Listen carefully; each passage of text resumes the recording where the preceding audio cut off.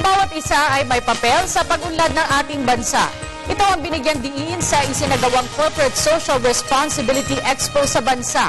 Dito kinilala ang mga tulong na naiambang ng iba't ibang organisasyon sa bansa pagdating sa pagtulong sa mga Pilipino, gayon din ang halaga ng diwa ng volunteerismo sa ating bansa.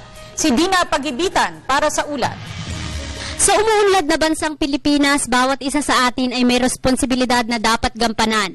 Ngunit dahil sa hinaharap nating kahirapan, madalas ay hindi na natin napapansin ang pagbabago sa buhay. Mas magiging matagumpay nga raw ang pagbabago kung kaisa ang lahat na nag-aasam nito, hindi lamang sa salita kung hindi sa gawa. Kaya naman upang tumulong sa kampanya ng pamahalaan sa pag-unlad, 12 taon nang humihikayat ang League of Corporate Foundations o LCF ng mga organisasyon na maging daan upang masugpo ang kahirapan sa bansa sa pamamagitan ng Corporate Social Responsibility po. Kailangan yung ginagawa natin para maging sustainable, it should be part of our business. Pag magsi-CSR ka, dapat part ng business mo yan para mas madali mong gagawin.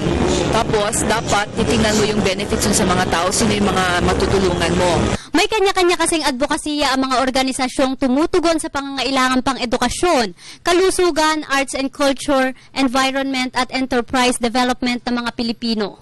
Layo ng expo na ito na ipakita sa lahat ang seryosong pagtugon ng mga organisasyon sa kahirapan at pagtulong nila para magkaroon ng ikabubuhay ang mga residenteng higit na nangangailangan. Malaman sana ng mga beneficiaries nila kung ano ginagawa ng mga sari-sariling kumpanya, especially yung mga nasa lugar nila.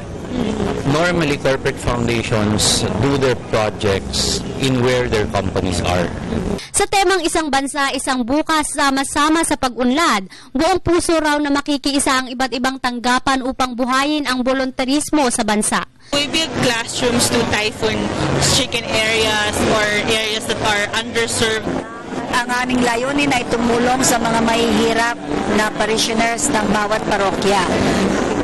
Para sa Telebisyon ng Bayan, ako si Dina Pagibitan.